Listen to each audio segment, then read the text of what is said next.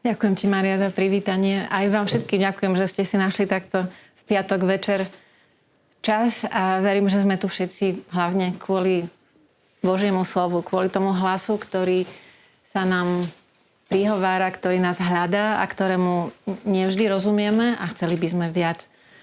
Tak, aby sme tak s úžitkom prežili nasledujúcu hodinu, aspoň tak dobre som to pochopila, že tak asi ani nie hodinu, aby potom bol radšej priestor pre vaše otázky. Ale ja by som aj povedala, že keby ste priamo počas toho, ako budem rozprávať, že chcete sa niečo ešte spýtať, že to nebolo jasné, kľudne to nevadí, že sa nahráva to.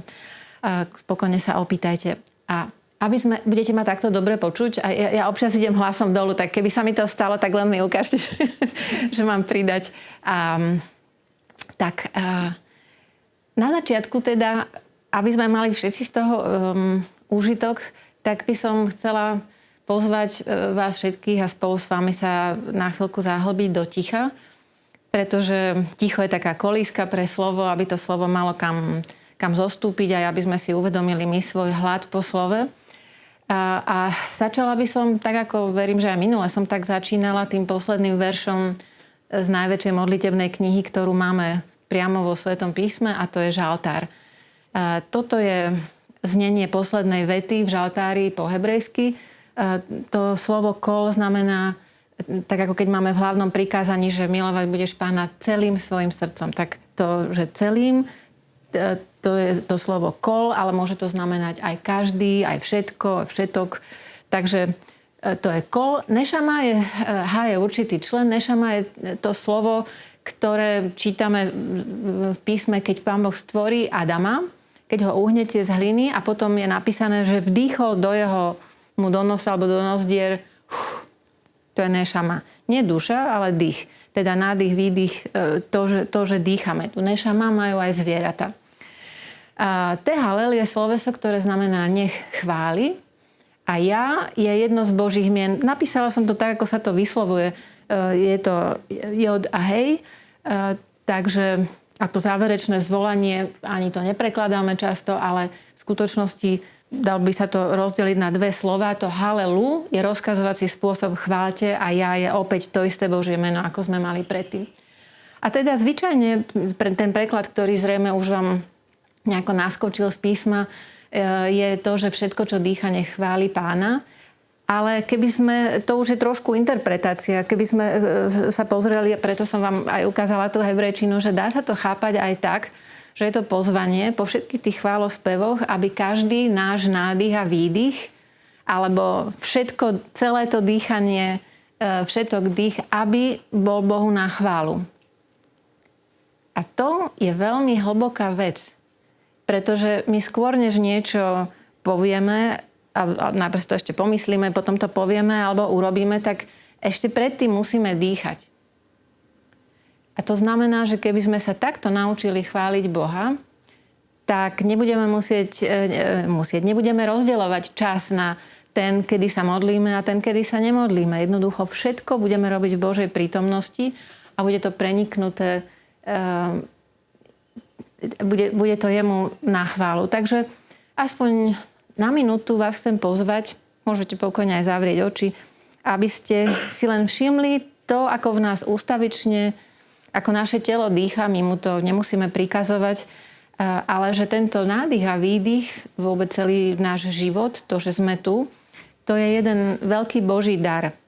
A ja som to raz som to tak pochopila, že vlastne každý nádych a výdych je také tiché svedectvo Božej prítomnosti a toho, ako Pán Boh veľmi trpezlivo čaká, kým si ho všimneme.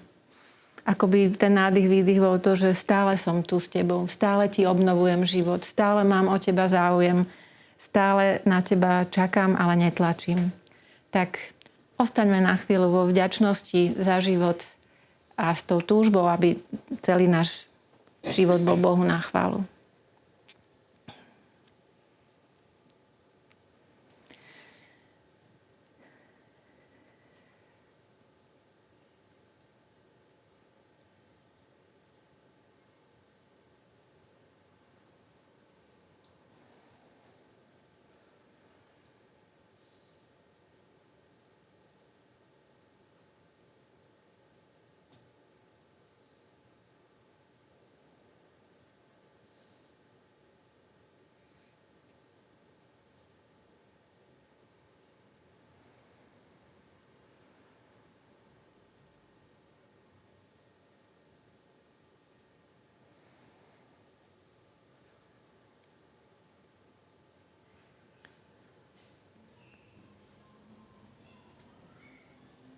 Ďakujeme Ti, Bože, za ticho, do ktorého si nás pozval.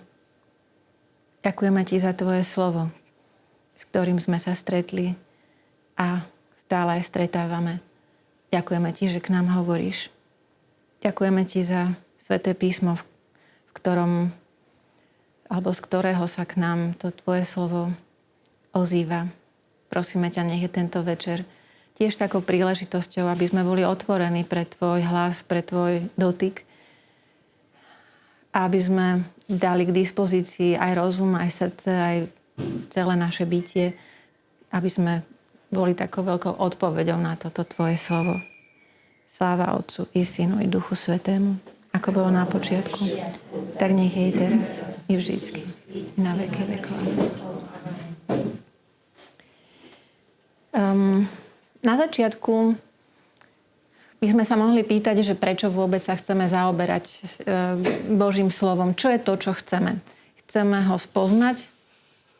Chceme, aby sme to už vedeli konečne, aby sme už mali všetky odpovede a boli nejakým spôsobom sebestační, aby sme mohli už zatvoriť písmo, že teda toto sme už zvládli. Trošku to tak ako náschvál otáčam týmto smerom, lebo túžba po poznaní je síce veľmi dobrá vec, ale vlastne o tom je prvý hriech. Že môže byť aj nezriadená a môže nás zaviesť niekam zlým smerom. Tak aby sme si uvedomili, že ak sa chceme zaoberať Svätým písmom a hľadáme si k nemu nejakú cestu a chceme ho počúvať, že aby sme mali v sebe jasno, že či ho chceme naozaj len poznávať rozumom, alebo sme ochotní otvoriť sa mu tak, aby nás ono mohlo premieňať a tak, aby sme sa cez to slovo stretli s niekým väčším, kto sa nám prihovára cez to slovo. Skrátka, aby to bolo také stretnutie, ktoré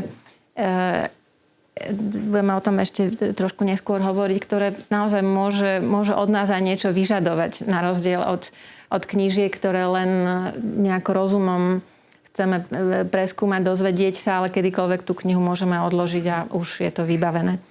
A teda, keby som sa pýtala, že čo je Sväté písmo, tak tých odpovedí je veľa. My si dnes povieme pár, tak postupne, ale začala by som tým vedomím, že Sväté písmo je obrovský Boží dar.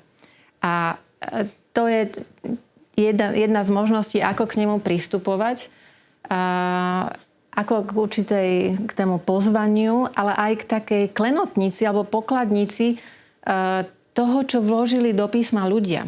My sa stretávame vo Svätom písme nielen, vítajte, dobrý večer, nielen s Božím slovom, ale je to aj slovo ľudské, tiež sa k tomu dostaneme ešte trošku bližšie. No a teda začala by som pohľadom do priestoru, v ktorom sa asi najčastejšie stretávame s Božím slovom, a to je liturgický priestor, pretože máme vo svätej omši vlastne bohoslúžbu slova, bohoslúžbu chleba alebo obety a tomu aj zodpoveda to, ako vyzerá ambon a obetný stôl na jednej na druhej strane.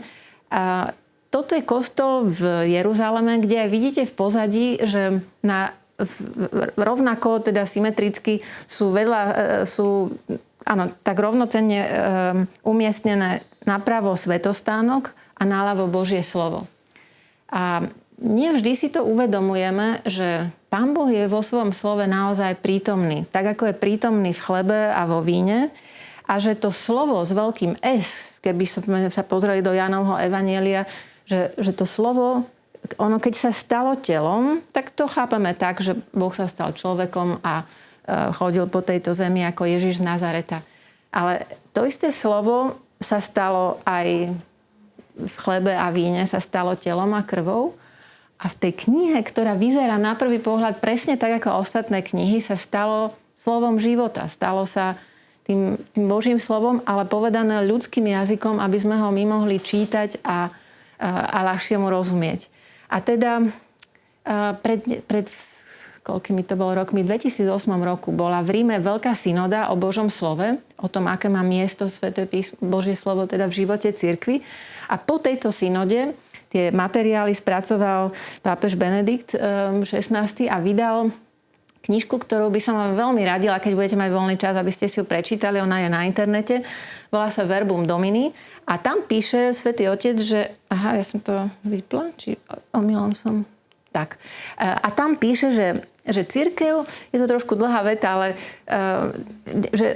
že cirkev na jednej strane Božiemu slovu a eucharistickému tajomstvu, že preukazovala a vždy a všade aj chcela prejavovať a schvaľovať tú istú úctu, hoci nie tým istým kultom. Je to, viem, že na túto nočnú hodinu asi... Ale čo sa tým chce povedať? Že na jednej strane Božie slovo, na druhej strane eucharistické tajomstvo, že v cirkvi má tú istú úctu. Tú istú. Nie tým istým kultom, lebo pred bohostánkom si klakáme, pred Svätým písmom si neklakáme, ale myslím si, že môžeme vziať do ruky písmo s tým vedomím, že vlastne my držíme v rukách taký prenosný svätostánok. Že Pán Boh je naozaj v tom slove svojom prítomný a keď takto s vierou ho otvárame, tak sa naozaj môžeme stretnúť. Vtedy to slovo je tým živým slovom, cez ktoré sa nám naozaj prihovára Boží hlas do nášho života. Takže aspoň toľko k tomu, že s akým postojom máme brať do ruky Sväté písmo. Lebo nás to pokúša k tomu, že už to chceme vedieť, aj toto chceme vedieť, chceme rozumieť tomu a chceme to všetko chápať. Ale myslím si, že my nikdy nepochopíme Sväté písmo, ani nikdy už nebudeme na konci s tým poznávaním. A to ale ani nie je cieľom. Cieľom je, aby sme sa cez to, čo čítame, počúvame, nechali premieňať a viesť bližšie k Bohu. On je tým cieľom. Nie to, aby sme ten text už mali celý nejako, aby sme sa ho zmocnili. Ešte malé vysvetlenie. Občas hovorím, že Božie slovo, občas hovorím Sväté písmo. Je to isté? Nie je to isté?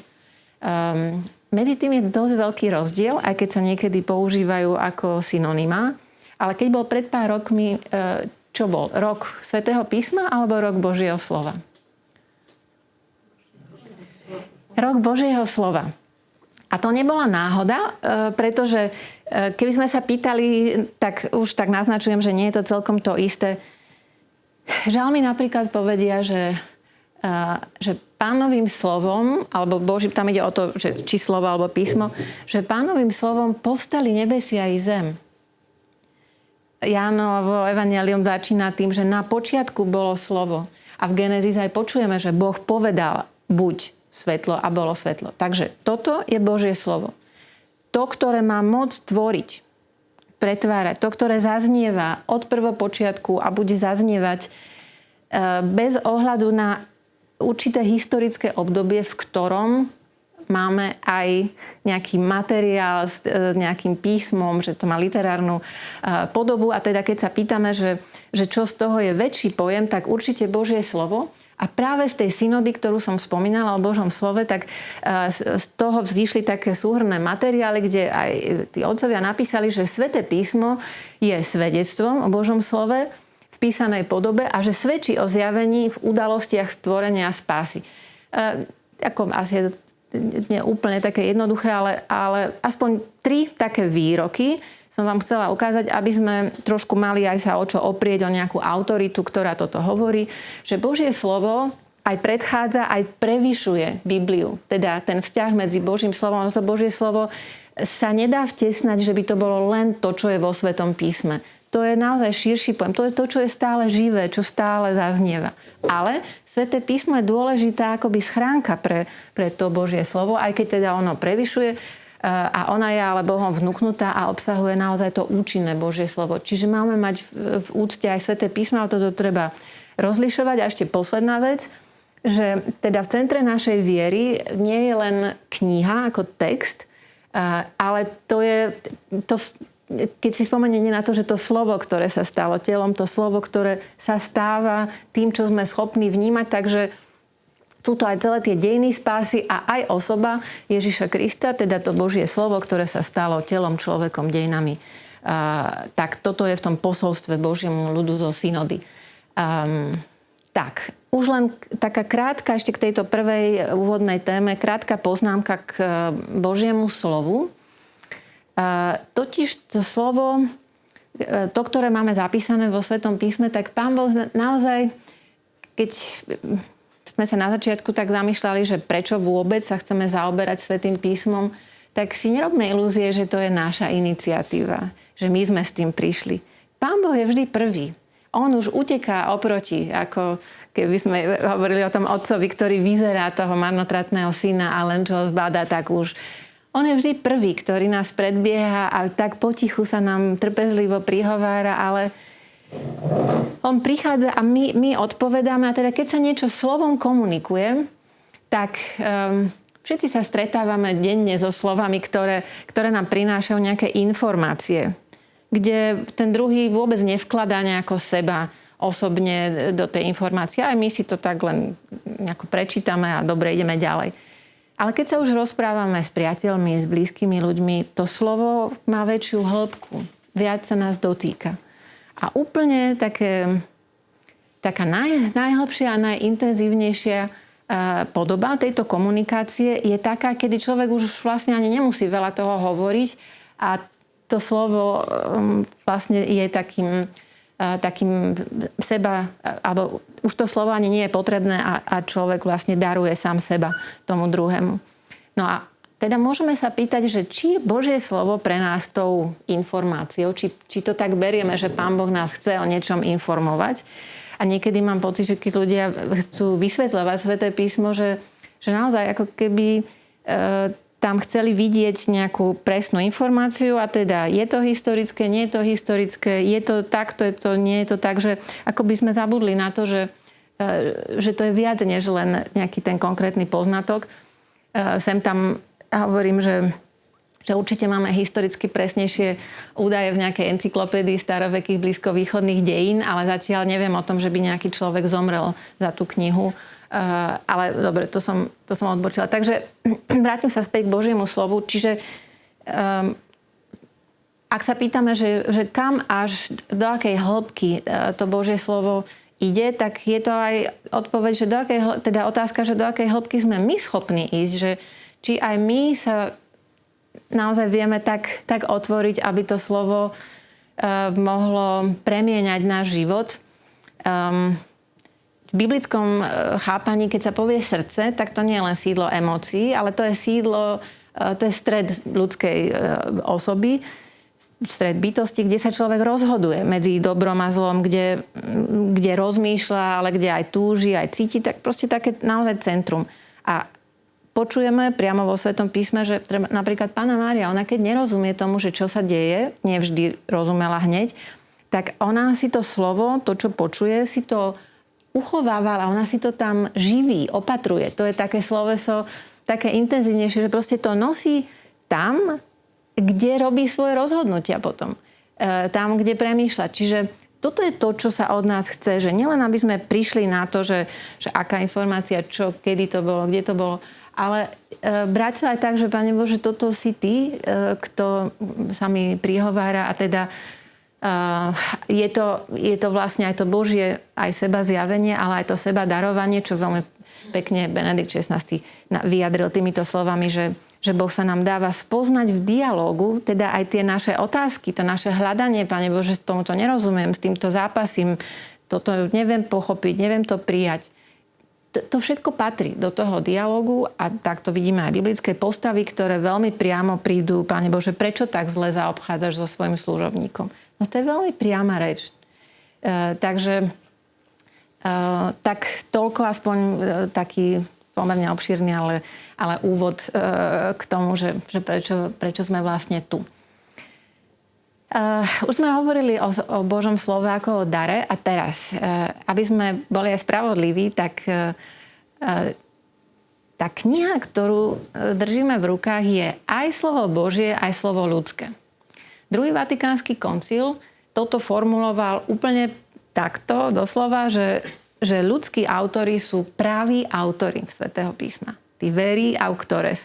Že to nie je len Božie slovo, hoci veľmi dlho sme sa na tých ľudských autorov nejako príliš nepýtali, nezaujímali. Ako hlavne preto sme v tradícii čítali aj my kresťania, aj Židia Božie slovo, pretože to bolo Božie slovo. Tak kvôli tomu, že to je to je od neho. Tak tým sme sa zaoberali najviac a myslím si, že od vzniku biblickej vedy, zhruba od toho druhej polovice 19. storočia, sa ďaleko viacej pýtame aj to, že kto toto písal? Kto bol ten človek? Bol starý, mladý, keď to písal? Žil v chráme? Bol to kňaz? Alebo bol to nejaký okrajový, niekde pastier, ktorý nemá veľké vzdelanie? Lebo sami si uvedomujeme, že to, ako človek myslí, hovorí, ako píše, ako vnáša do tohoto svoje, že to veľmi súvisí aj tie prirodzené schopnosti človeka, aj to, v akej dobe žije, čo práve prežíva. A toto je veľmi krásna vec, že Pán Boh to svoje slovo nenapísal niekde sám v nebi, že by nám to dal tu hotové, nech sa páči.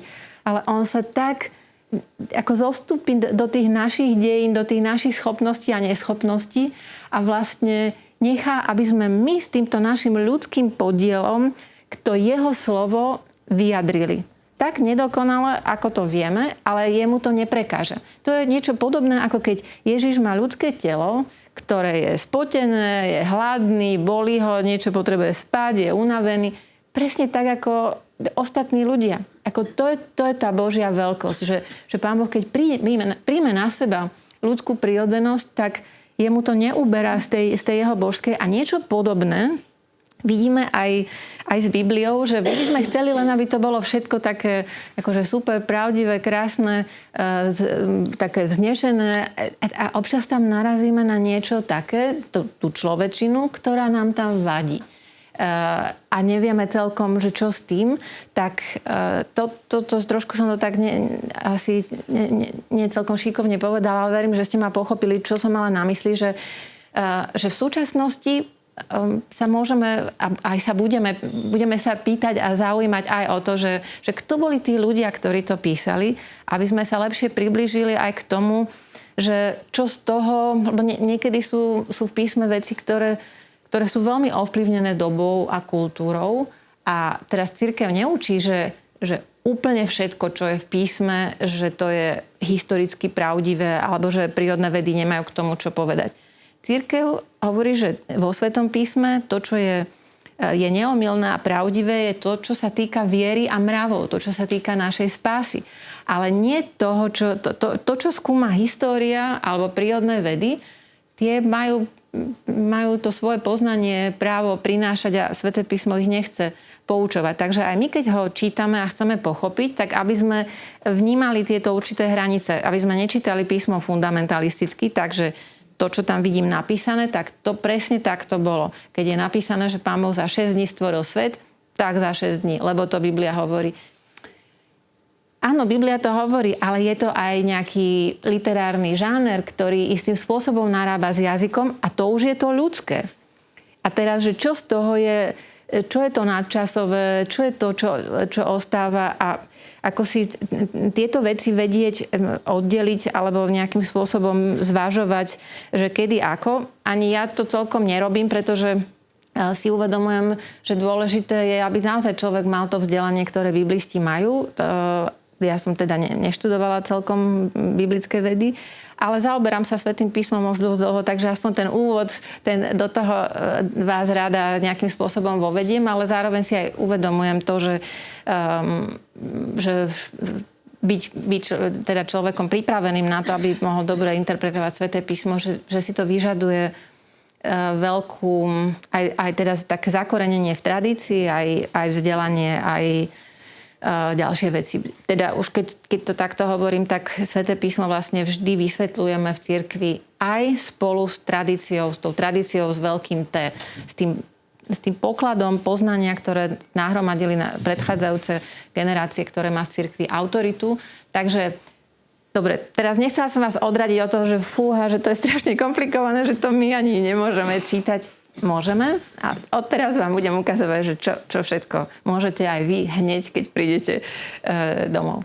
A najprv sa pozrieme na to, že čo vlastne máme v písme, aké knihy a tak trošku aj o nich, aby sme si to nejako tak oživili, že čo všetko tých 73 kníh chce povedať. Tento malý fialový obdĺžniček, to je taká mierka. Toto je 5 kapitol. Takže to, čo uvidíte, sú knihy, keď treba, toto je Genesis, tak keby ste to vynásobili 10, tak Genesis má 50 kapitol, vedľa je kniha Exodus, potom Leviticus, Númery a Deuteronomium. Tak, toto je prvých 5 kníh, ktoré niekedy ich poznáme aj pod názvom buď Pentateuch alebo Tóra. A ako sa im hovorí v evanjeliách? Zákon. Áno, niekedy aj s malým z... týchto 5 kníh malo už začiať z Ježiša, už aj predtým nejakých 500 rokov, už v tom období to bol text, ktorý mal veľkú autoritu a vlastne chcel byť tou normou pre život v židovskej spoločnosti. A aj napríklad, keď zákonník príde a keď skúša pána Ježiša, že či vie, ktoré je hlavné prikázanie, tak čo sa ho ono pýta? Že, a čo hovorí Tóra? Ako tam čítaš? No, zákon. Nám to hneď nenapadne, ale to nie je zákon ako nejaká príručka právna pre sudcov. Ale Tóra, to je skrátka, Tóra pre nich bola takmer akoby skoro živá bytosť. Niečo, čo je skôr, než bol stvorený svet. Niečo, čo... Nie, že Izrael vytvoril Tóru, ale Tóra je tou predlohou pre celý svet a pre Izrael. Takže Tóra mala obrovskú autoritu. Ona vlastne začína od stvorenia sveta tými pradejinami celého ľudstva a potom sa veľmi rýchlo zameria na Abraháma a jeho potomstvo v tých 3 generáciách s tým, že po 400 rokoch, ako zišli do Egypta, tak za Mojžiša ich Pán Boh z toho otroctva, kde slúžia faraónovi, ich vyvedie do púšte, aby sa naučili slúžiť jemu.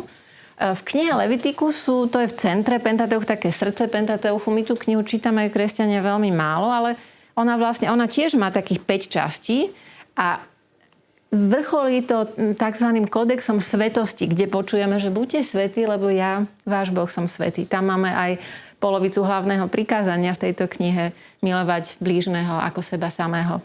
No a potom putujú 40 rokov po púšti, o tom hovorí kniha Númery, a keď už doputujú na hranice Kanánu, tak prvnež Mojžiš zomrie na konci Deuteronomia, tak im ešte raz vyrozpráva všetko, takže 10 máme aj v Exode, aj v Deuteronomiu. Tak, toto je začiatok.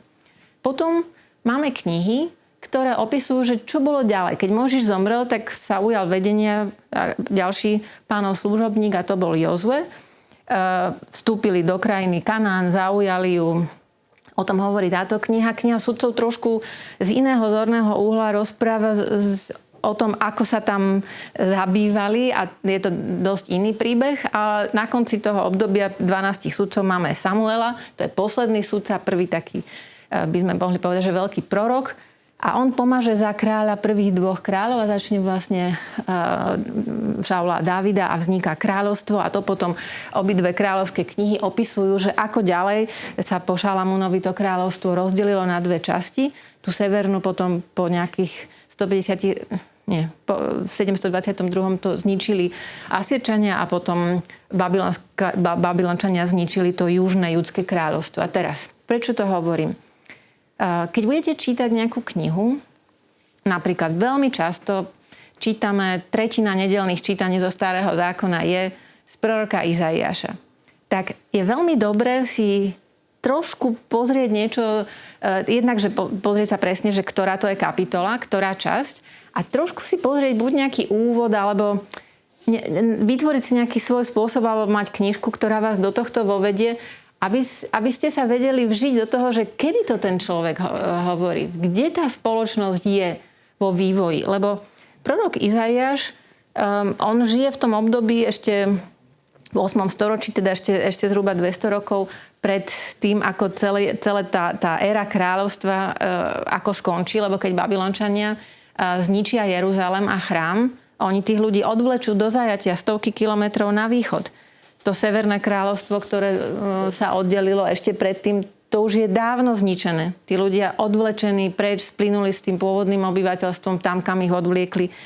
Čiže, aby sme sa vedeli do toho vžiť, že keď Izaiáš napríklad je v Jeruzaleme a keď hovorí, že krajina Zabulon, Neftali, ľud, čo kráča v otmách, uzrie veľké svetlo. to je vtedy, keď on žije, to sú tie severné územia toho kráľovstva, kde naozaj zo severu sa tlačí jedna super vycvičená armáda, ktorá to tam nivočí jedno mesto za druhým. A to, že to on prorokuje v takej chvíli, ako to vyznieva úplne inakšie, ako keby sme si predstavili, že tak teraz je pohoda, nejaký mier, uzatvorené takéto, akože... Viete, čo mám na mysli? Že ten historický kontext je veľmi dôležitý. No a teda, tak zatiaľ, ešte nechcem veľmi odbočovať k tým dejinám, zatiaľ chcem len predstaviť, že aké knihy máme. Takže tieto 4, alebo tých 6, teda, keď ich rozdelíme na dve, tak toto sú také prvé súhrnné dejiny Izraela, ktoré máme v písme.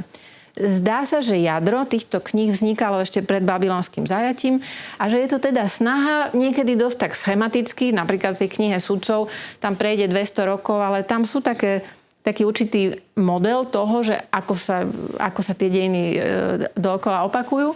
No a tieto veľké, také celonárodné dejiny, teda to je éra kráľovstva, ktorá sa skončí babylonským zajatím. Tak do týchto veľkých takých celonárodných dejín je vsunutý malý príbeh jednej veľmi také obdivuhodnej alebo dvoch žien. A to sú Ruth a Noemi. To sú len 4 kapitoly, ale to je veľká postava, prababička kráľa Dávida a je to vlastne zaradené medzi tie veľké celonárodné dejiny a potom ešte budú ďalšie také príbehy, aby sa tým možno naznačilo, že aj tie všeobecné veci, ale aj jednotlivci sú rovnako dôležití. Potom nám urobí písmo takú vec, že zase sa vráti k Adamovi.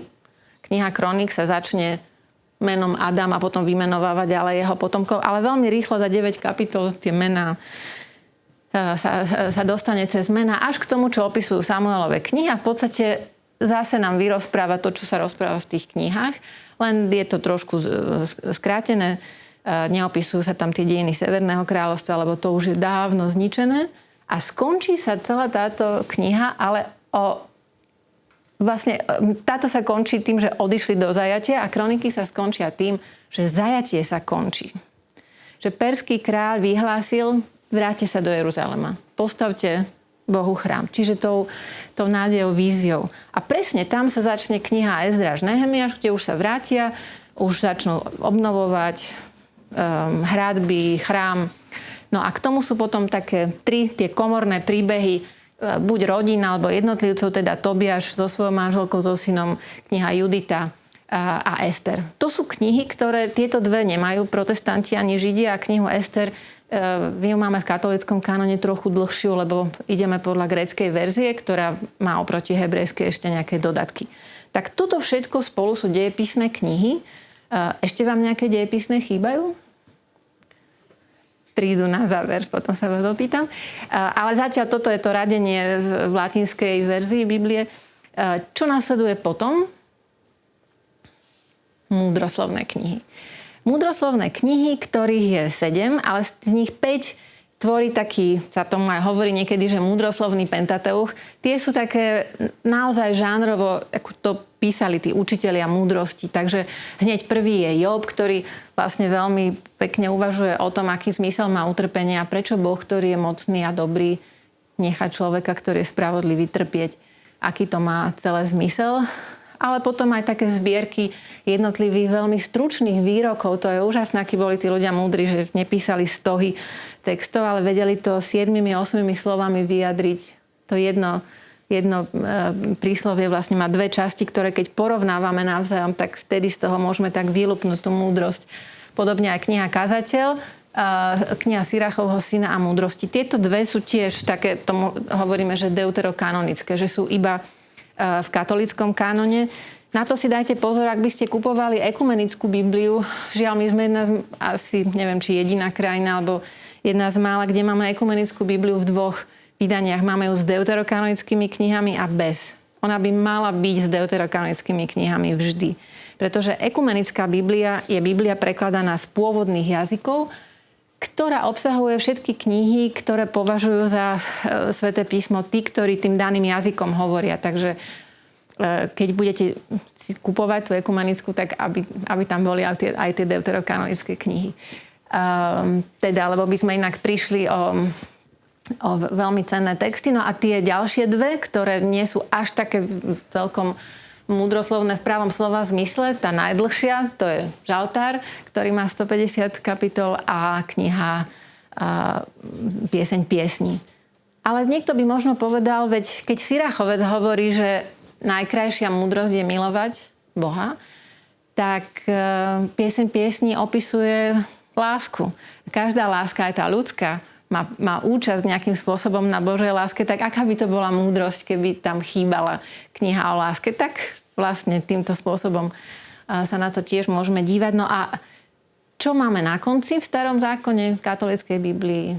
Sú knihy, ktoré neboli napísané najneskôr, ale my sme ich tam zaradili a to sú v prvom rade tí veľkí proroci ako Izaiáš, potom 100 rokov po ňom žije Jeremiáš a v zajatí začne pôsobiť Ezechiel. A Jeremiáš má takého pobočníka Barucha, alebo aj tie náreky sa mu pripisujú. A Daniel je tam zaradený tiež. V katolíckom kanóne je považovaný za veľkého proroka, ale to je kniha, ktorá vznikla veľmi neskoro. Oveľa neskôr ako tie ostatné prorocké. No a celkom na záver máme tie posledné dejepisné knihy, ktoré vám tu možno chýbajú zatiaľ, a to sú Makabejské knihy.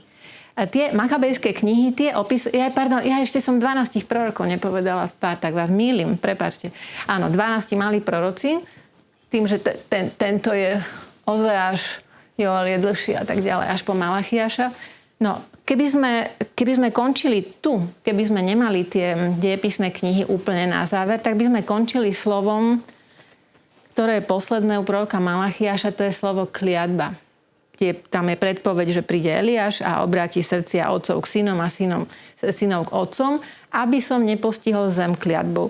Tak pravdepodobne to by mohol byť dôvod, prečo sa dostali v tej gréckej verzii, to končí takto, ale a Makabejské knihy sú zaradené tu pri dejepisných, ale v latinskej sú tie Makabejské úplne na konci. A teda toto je základ Svätého písma, na ktorom potom stavia Nový zákon. Niekto si myslí, že evanjelia sú základom, ale nemôžu byť, lebo ten základ je toto. My bez týchto kníh my nepochopíme Nový zákon. Ani evanjelia. Oni stoja na tomto. V týchto knihách máme predstavené všetky základné biblické témy. Že Boh je len jeden, je stvoriteľ sveta a človeka, že nás stvoril na svoj obraz, že máme veľkú dôstojnosť. A keď to babreme, tak Pán Boh nám odpustí a dá nám novú šancu. Že sa nám prihovára, zjavuje sa nám, ponúka nám zmluvu. Všetky tieto veci sú už v Starom zákone a kontinuálne pokračujú v Novom. Na začiatku máme v Novom zákone 4 evanjelia, tie 3 sa tak dosť podobajú. Matúš, Marek a Lukáš, preto im hovoríme synoptické a aj ich čítame. Viete, že máme 3-ročný cyklus liturgický v nedeľu, že teraz máme rok B, tak čítame Marka, potom bude C-čkový, tak to bude Lukáš a z Jána čítame čítania tak počas celého roka, ako nemáme jeden ročný cyklus, že by sme sa venovali len Jánovi. Potom nasleduje kniha Skutky apoštolov. Tá opisuje to, ako sa šíri Božie slovo z Jeruzalema ďalej. Najprv do Judska, potom už za hranice toho územia, kde žijú len Židia, ale stále ďalej a ďalej z Jeruzalema pokračuje do celého sveta. No a potom máme knihy, ktoré voláme apoštolské listy. Z toho tie prvé sú Pavlové listy, potom je list Hebrejom, ktorý nie je od Pavla a potom tieto na druhej strane sa volajú katolícke. A úplne na konci máme knihu Zjavenia, čo je jediná prorocká kniha v Novom zákone. No a teraz, keď sa na to takto pozriete, našla som to tak vyfarbila, viem, že to vyzerá ako pre malé deti, ale čo vidíte vďaka tomu farebnému značeniu? Že to usporiadanie si nejakým spôsobom zodpovedá. Že tak ako niektorí zaraďujú Pentateuch medzi dejepisné knihy. Ja som si to nevymyslela. Učili nás to takto aj v Jeruzaleme, ale veľmi s tým súhlasím, pretože to by sme potom aj z evanjelií spolu so skutkami museli paralelne vytvoriť nejaký Pentateuch a to nerobíme. Ale skrátka, Tóra, tento základ, ten zákon, to, čo sa už v skutkoch čítame, že po sobotách čítali Mojžiša a k tomu prorokov, tak toto je niečo, čo dodnes sa v synagóge každú sobotu sa číta nejaká stať, story, tak, aby za jeden rok prečítali celý Pentateuch. Čiže nečíta sa každý deň trošku, ale v sobotu vždy tie 3 až 5 kapitol, aby sa sústavne s tým oboznamovali, tak tomu zodpovedá evanjelium, ktoré v liturgii to jednoznačne vyjadrujeme, že len pri evanjeliu stojíme, len evanjelia prinášame ako veľmi krásnu knihu so sprievodom, sviecami, s kadidlom. To pri iných knihách nerobíme. Nepostavíme sa na čítanie z Nového zákona. Čiže toto si zodpovedá, potom dejepisným knihám zodpovedá tá jediná dejepisná, čo sú skutky. Zase múdroslovným textom do istej miery zodpovedá to učenie, ktoré je v listoch a na záver prorocké knihy.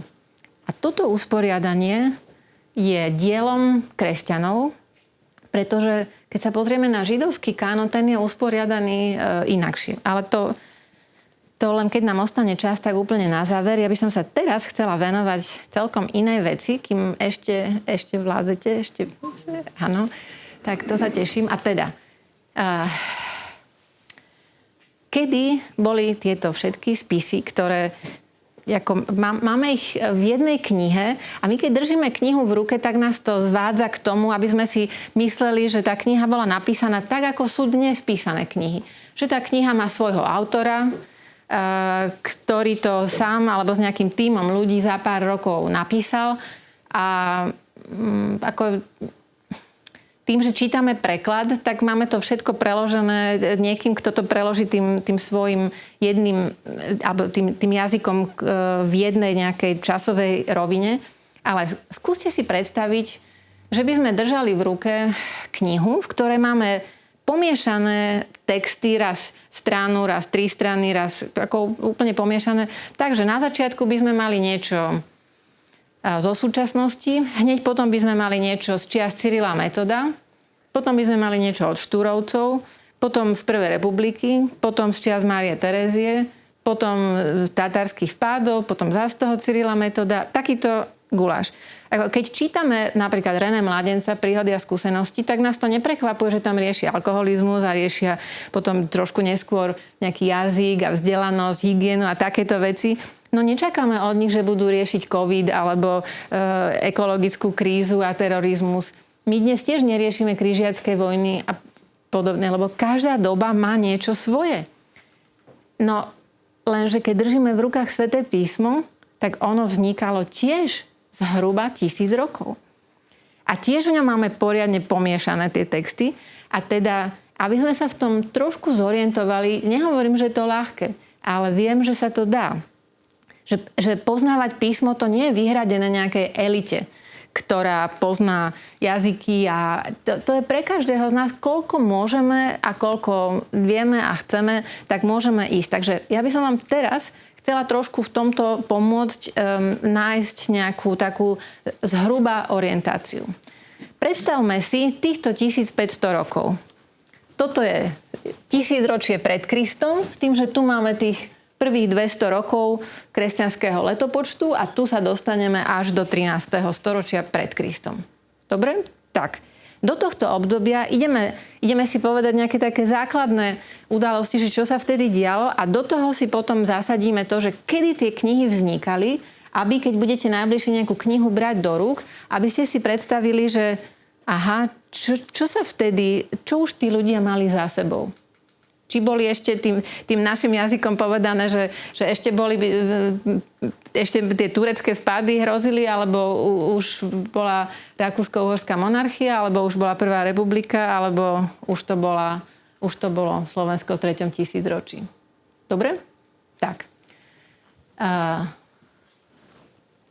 Dala som sem len 3 udalosti, lebo sú zhruba rovnako od seba vzdialené a pomôžu nám sa tak zorientovať celkovo v dejinách starovekého Izraela a prvotnej cirkvi. Najprv udalosť, ktorá je najcitovanejšia v celej Biblii, ktorá úplne zásadným spôsobom hovorí, kto je Boh a kto je jeho ľud. A to je Exodus. vyslobodenie z egyptského otroctva. Patriarchovia ich potomstvo sa dostalo do Egypta a za 400 rokov ich tam Egypťania vlastne zotročili takým spôsobom, že im hrozil zánik. A Pán Boh to videl, počul a poslal Mojžiša, aby ho odtiaľ vyviedol. Tak toto je taká rozhodujúci moment v dejinách, pretože tu sa ukazuje, že Pán Boh je verný, ale že on toho, koho si vyvolil, koho pozval k nejakom bližšiemu vzťahu, že keď ten človek trpí, tak Pán Boh má aj schopnosť, aj záujem, aj má tú moc, aby ho vyslobodil. Takže táto udalosť sa opisuje v knihe Exodus. Potom sa znova, trošku sa pripomína ešte viac, ale vlastne ona sa objavuje sa nám, alebo narážky na ňu vo viacerých knihách, ale tak najrozsiahlejšie je opísaná v knihe Exodus. A teda toto je taká kľúčová udalosť a keď sa pýtame aj, že kedy boli zapisované nejaké texty, tak predpokladáme, že nič z toho, čo máme v Biblii, nebolo zapísané skôr ako táto udalosť. Čiže keď máme napísané v knihe Exodus, že 400 rokov boli zotročení Jakubovi synovia v Egypte a predtým máme Abrahama, Izáka a Jakuba, tak v tom období ešte totiž zdá sa, že neexistovalo ani také písmo, aby to mohli zapisovať. A skrátka, na tomto sa zhodujú zhruba všetci biblisti, že skôr ako to 13. storočie nemohlo byť nič z toho, čo je v písme zapisované. Poďme teraz ďalej. Prešli 40 rokov po púšti, usadili sa v krajine Kanán a máme obdobie, ktoré voláme obdobie sudcov. To neboli nejakí právnici v talároch. To boli vodcovia, ktorí viedli do boja proti Filištíncom, proti rôznym nepriateľom. Tie kmene, ktoré sa pre tú chvíľu, kým bojovali, tak sa nejako viac alebo menej zjednotili a títo sudcovia to neboli, dobre, nechcem o nich viac hovoriť. Čiže tých zhruba 200 rokov a posledný sudca, taký známy veľká postava je Samuel. Okolo roku 1000 už máme na tróne kráľa Dávida. Aspoň tak, ako to biblický príbeh rozpráva, tak to už je to obdobie, kedy Samuel pomaže najprv Saula, ten sa neosvedčí a potom Dávida. Dávid vládne 40 rokov, takže to je tak kúsok pred tým rokom 1000 a tak to sa dobre pamätá, že okolo roku 1000 máme prvé kráľovstvo. Po Dávidovi príde na trón jeho syn Šalamún a ríša sa postaví prvý chrám, dobre, veľmi sa zväčší územie, upevní si tú moc, ale potom sa to kráľovstvo rozpadne na dve časti a postupne najprv tu padne to severné kráľovstvo, v 8. storočí už pôsobí prorok Izaiáš v Jeruzaleme, pred ním ešte Ámos s Ozeášom a sú to Jeremiáš a už začne ten rok 586 je začiatok obdobia, ktoré je také jedno z tých najtemnejších v dejinách Izraela a hovoríme mu exil, babylonské zajatie. To znamená, že oni definitívne pre ten čas prišli o slobodu, o krajinu, o svoje kráľovstvo, o chrám, kde mohli prinášať Bohu obety, zmieriť sa s ním. Prišli o to, čo sa dovtedy veľmi sľubne rozvíjalo ako naplňanie tých prísľubení, ktoré dostali patriarchovia. Teraz to ostalo v prachu a oni ako menšina odvlečená do zajatia mohli obdivovať babylonské chrámy a tú civilizáciu, ktorá bola o mnoho pokročilejšia ako tá izraelská. Aj sa tam veľa naučili, ako buďme úprimní, ale na začiatku to vyzeralo zúfalo. Tie suché kosti, o ktorých hovorí Ezechiel, údolie suchých kostí, to je tá beznádej. Oni tam pochopili, že si to zaslúžili, pretože v Jeruzaleme sa diala modloslúžba, sústavne proroci ich upozorňovali, nepomáhalo. A teda, keď sa dostali do babylonského zajatia, tak to je obdobie, to trvá 49 rokov, to je obdobie, v ktorom síce o veľmi veľa vecí prišli, ktoré by si sami nikdy nevybrali, že toto púšťame, ale veľmi veľké veci aj sa tam naučili a nejakým spôsobom, aj vďaka prorokom, ktorý tam prorokuje Ezechiel, aj niektorí ďalší, čo im Pán Boh posiela nádej, tam pochopili jednu úžasnú vec, ktorú dovtedy nemali možnosť to nejako zážiť alebo vnímať. Že totiž ten trest, to, že zajatie je trestom za nedodržanie zmluvy, to im aj proroci oznámili a konečne to prijali, ale nikde nebolo napísané v žiadnej zmluve, že keď ju nedodržíte, príde trest a po určitej dobe toho trestu príde druhá šanca. Také nebolo napísané. A oni to zažili. Že Pán Boh im tú druhú šancu dal. Izajašovi uprostred máme v 49. kapitole také nádherné sa potešujte môj ľud. Oznámte mu, že už dvojnásobne dostal za každý svoj hriech. A môžu sa vrátiť na Sion a začne sa všetko na novo. Toto, že Boh je milosrdný, to oni zakúsili takým spôsobom, ktorý tam v Babylone zrejme pochopili, že Boh je len jeden a iného niet. To je 40. kapitola, tam Izaiáš teda. Dobre, teraz si možno hovoríte, že aký Izaiáš, veď som povedala, že Izaiáš žil v 8. storočí. Áno, ak vám to napadlo, tak počúvate veľmi pozorne, ale ide o to, že v knihe proroka Izaiáša máme spojené texty. Tých prvých 39 kapitol je zrejme z toho obdobia nie úplne všetky, ale nechcem ísť do detailov, ale to sa spája s pôsobením toho skutočného živého proroka Izaiáša, ktorý v 8. storočí žije v Jeruzaleme. A od tej 40. kapitoly ďalej, to sú texty, ktoré píše niekto úplne na záver toho zajatia. On tam aj spomína Kýra, toho perského kráľa, ktorý im dovolí sa vrátiť. A potom zrejme ten koniec je písaný už po návrate zo zajatia. A tento čas, ktorý im ukázal, že váš Boh je jediný a je mocnejší ako všetci títo ostatní, ktorí vlastne ani neexistujú, to sú falošní bohovia, len ten váš je jediný a to znamená, že je Bohom všetkých národov. Plus to, že pochopili, že my, ľud Izrael, my sme Pánov služobník. Toto je naša identita. A ak mu chceme slúžiť, vtedy nás on vyslobodí. Tak z tejto perspektívy prehodnotili všetko, čo dovtedy bolo napísané. Pretože táto úžasná skúsenosť ich aj posunula v chápaní toho, že kto je Boh, kto sú oni sami.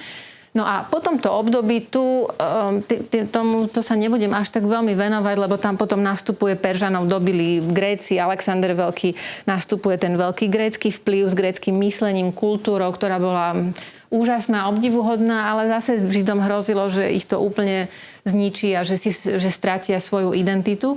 Až teda prišli Rímania a ten rok 70, isté, že pred ním tých 40 rokov by sme tam jasne mali vidieť udalosť umúčenia, smrti a vzkriesenia Pána Ježiša, ktorá delí všetko na predtým a potom.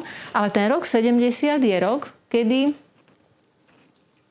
Rímania zničili chrám a pod trestom smrti sa nesmeli Židia ďalších skoro vyše 100 rokov sa nesmeli vrácať do Jeruzalema. To znamená, že tým sa uzatvorila celá jedna éra.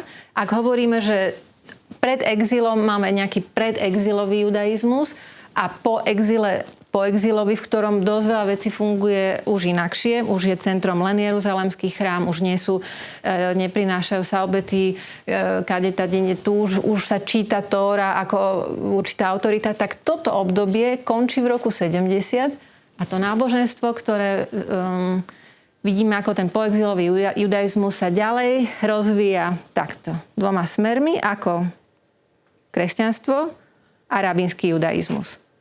Čiže to sú akoby také dve sestry, ako niekedy sa hovorí, že judaizmus je matka a kresťanstvo dcéra. Ale judaizmus stále žije. A teda skôr sú to ako také dve sestry, ktoré svojím spôsobom si nejako osvojili a rozvinuli to dedičstvo, ktoré im zanechal ten poexilový judaizmus.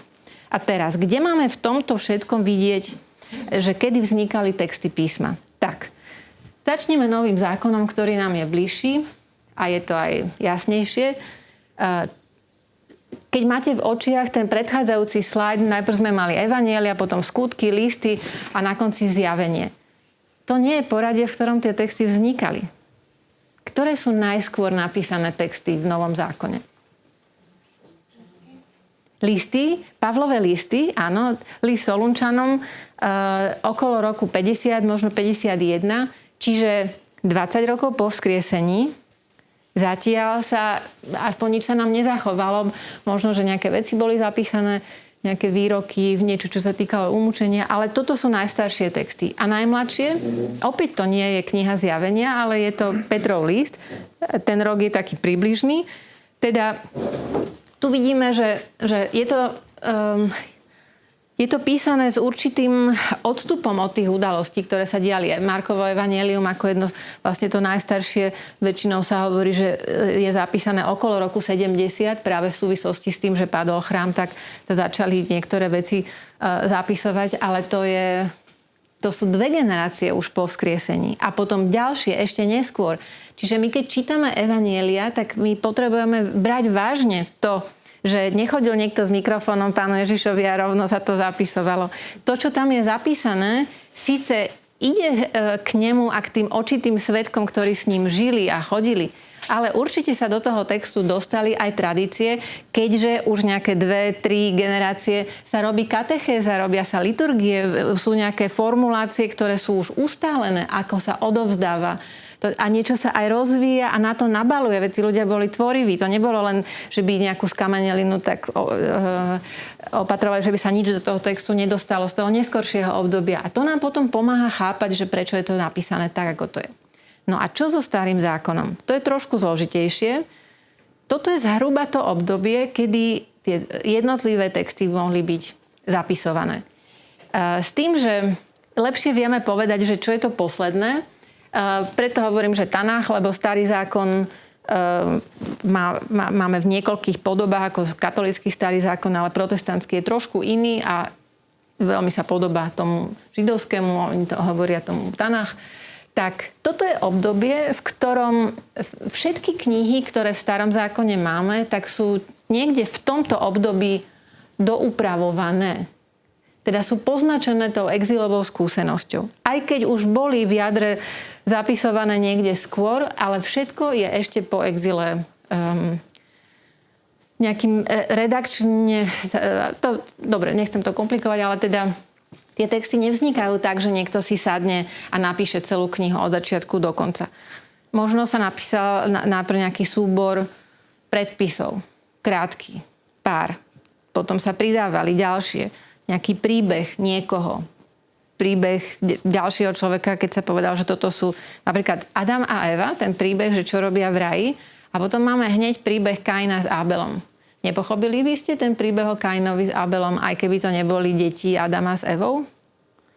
V podstate áno, ale keď povieme, že to sú ich deti, tak sa tam tvorí nejaká línia, nejaké pokračovanie. Keď potom cez tie genealogické rady vidíme, že Noé je 10. generácia po Adamovi a Abraham je 10. generácia po Noémovi, tak začne to byť také, ako si začnú sa vytvárať tie jednotlivé, teraz som to veľmi zjednodušila, ale toto je pravda inak, čo som povedala s tými generáciami, len ako nechcem tu navodzovať, že sa to celé tak nejako vymyslelo, to nie, tak som to nemyslela, ale to, že tie texty vznikali postupne a že sa aj spätne niektoré veci ešte dotvárali a vnášali do toho textu, to je takmer isté. Tak, čo ešte vieme povedať o biblických textoch? V tomto období, v tom 8. storočí, začínajú písať knihy proroci. Už som spomínala Izaiáša s Ámosom, Ozeášom, lebo v tom období už môžeme predpokladať, že sú rozvinuté na to nejaké podmienky. Je kráľovský dvor, už je určitá niekoľko storočí vlastne tradícia toho kontaktu s krajinami, ktoré mali vyspelejšiu civilizáciu, literatúru. Veď keď si predstavíte patriarchov, alebo ešte aj Davida, ktorý tam pasie ovce na púšti, tak kde tam chodí do školy, píše, učí sa nejaké literárne žánre, alebo rozumiete, že niekde musíme naozaj reálne byť nohami na zemi a aj mať doloženú existenciu, teda používanie aj písma, aj podmienky preto, aby vznikala literatúra. A teda niektorí by určite, že chceli ísť až takto ďaleko, aby sme od Mojžiša mali zapísané niečo, ale to je s veľkým otáznikom. Nemôžeme to poprieť, ale najstaršie na území vtedajšieho Kanánu, najstaršie nálezy, kde máme text alebo nejaké slová, ktoré sú zapísané hebrejským, tým paleohebrejským písmom, tak je gezerský kalendár z okolo roku 1000, myslím, trošku pred rokom 1000 ešte, a z 12. storočia taká len zmes písmen, ktoré sa nedajú ani prečítať. A to je veľmi jednoduché na kúsku kameňa, pár slov, ten gezerský kalendár. Takže nemôžeme predpokladať, že v tom čase by už bola napísaná kniha Genesis alebo niečo podobné.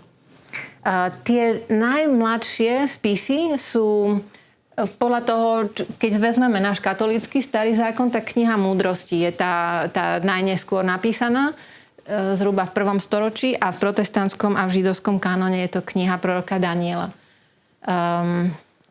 Keď sa pýtame, že čo s Pentateuchom, tak ten, ako opisuje kniha Nehemia, že už sa verejne čítal, tak predpokladáme tiež, že v 5. storočí už je ten súbor tak spísaný, ako to máme dnes v písme. Posledná, to sú ešte kumránske zvitky, ale to je trošku iná vec. Takže, keď vidíme, že keby sme sa pýtali, že ako dlho boli biblické texty zapisované, tak vidíme, že je to tak plus minus tých 1000 rokov. A teda, toto je jedna z vecí, ktorú málo kedy berieme do úvahy, že napríklad, keď čítame o tom, ako pochodujú okolo Jericha.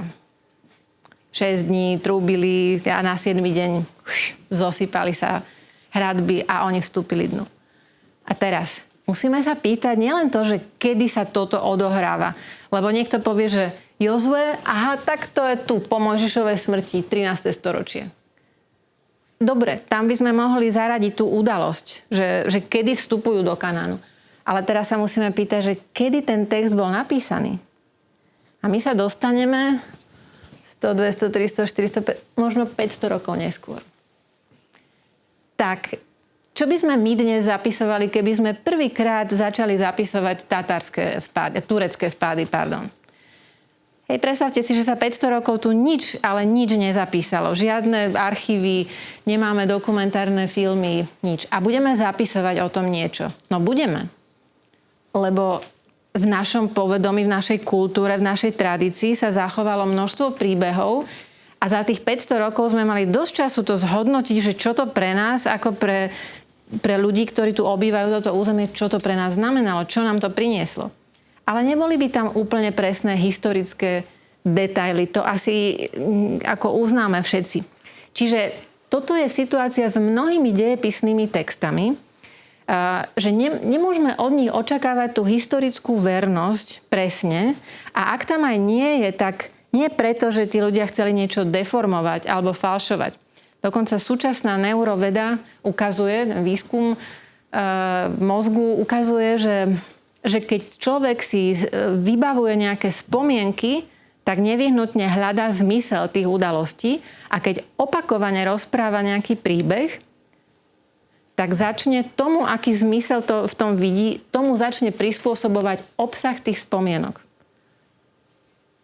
Ešte raz to poviem, že keď sme niečo zažili, máme to kdesi v pamäti a začneme to po dlhšej dobe niekomu rozprávať. Vytvoríme si nejaký príbeh, cez ktorý to niekomu rozprávame, nachádzame v tom nejaký zmysel, ale ten sa nám postupne odkrýva v tom procese opakovaného rozprávania, a to, aký zmysel nachádzame, tomu prispôsobuje náš mozog obsah tých spomienok. Čiže toto je také možno na jednej strane úskalie, ale na druhej strane veľmi vzácna vec, že Sväté písmo obsahuje vlastne skúsenosť a takú reflexiu tých udalostí a skúseností života s Bohom mnohých generácií. A myslím si, že dá sa to, ja som to teraz veľmi zhustila, skrátila, ale dá sa to, keby sme si ešte znova k tomu sadli, alebo budete niečo iné čítať a bude vám to tak postupne dávať zmysel, že áno, takto sa dajú vysvetliť niektoré rozdiely, ktoré sú oproti tomu, alebo v porovnaní s tým, čo odkrýva archeológia, alebo čo hovoria mimobiblické texty. Tie vzťahy medzi mimobiblickými textami a biblickými, ktoré pôsobia ako dejepisné, tak vzťahy sú rozmanité. Niekedy sa dobre doplňajú, niekedy hovoria dokonca až to isté, ale niekedy hovoria aj dosť iné veci.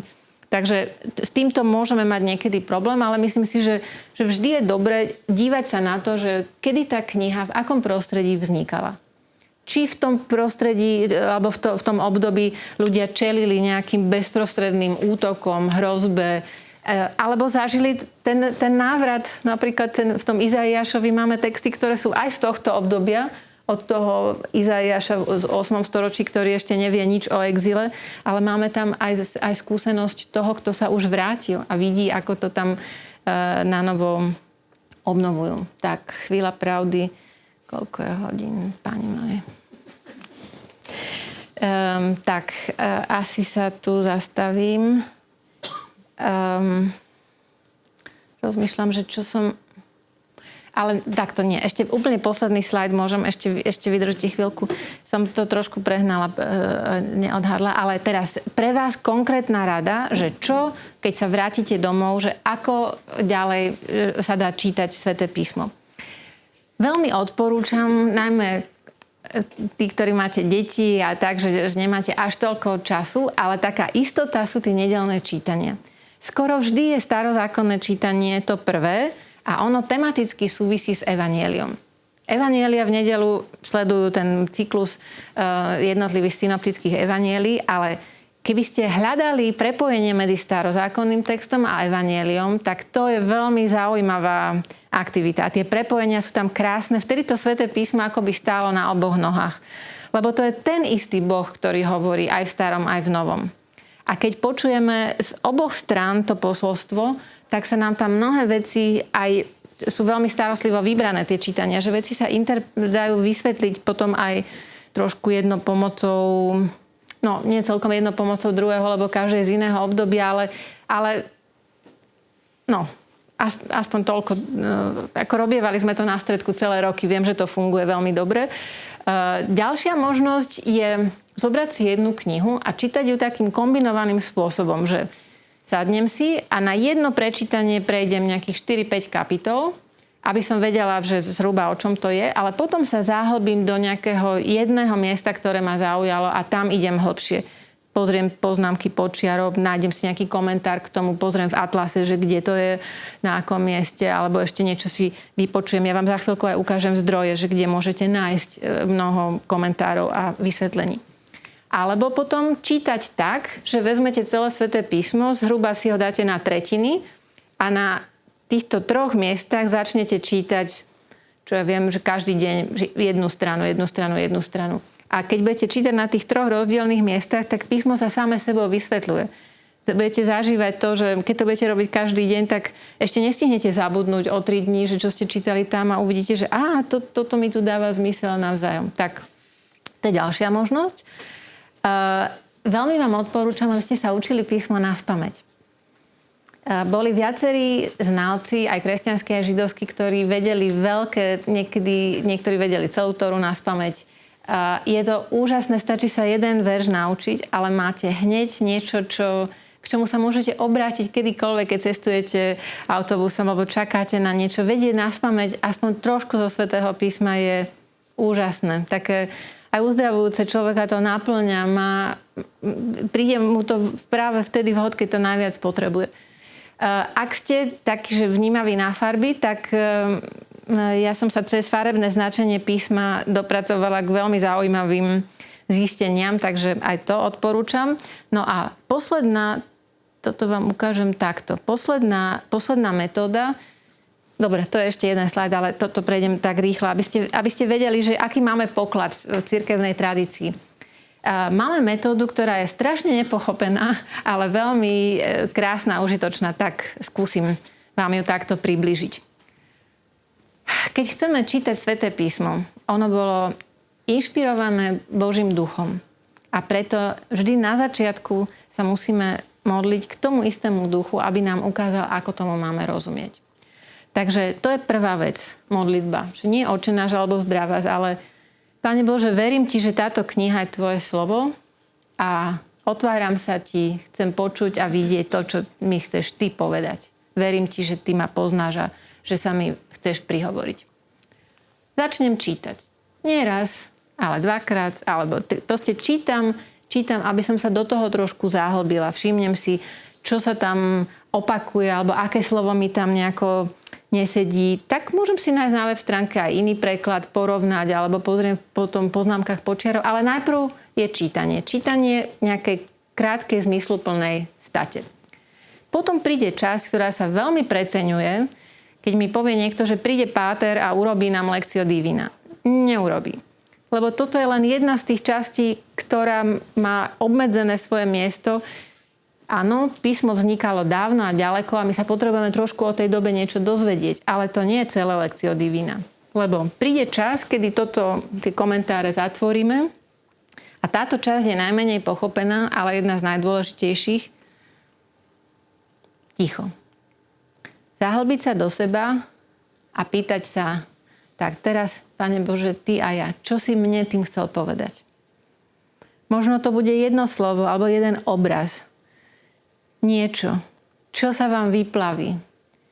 Nemusí to byť kľúčové slovo tej state, ani nejaká najdôležitejšie to teologické posolstvo, ale niečo vás tam zachytí a to niečo je presne to, čo potrebujete vy v tej danej chvíli počuť.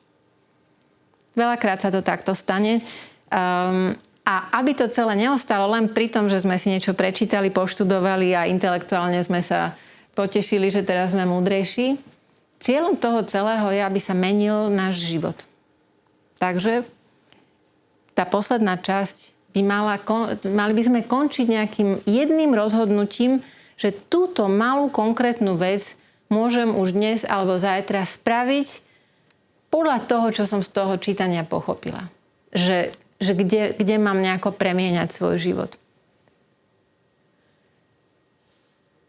Takto aspoň vnímam Lectio Divina. Celé roky sme to takto robievali na stredkách s mladými, starými, ľuďmi vzdelanými, nevzdelanými a vidím, že to naozaj funguje. Takže to s veľkou radosťou ponúkam, posúvam, aby ste mali odvahu. Niekedy mi povedali ľudia, pamätám si s plačom, jedna starenka mi hovorí, že ale keď ja som...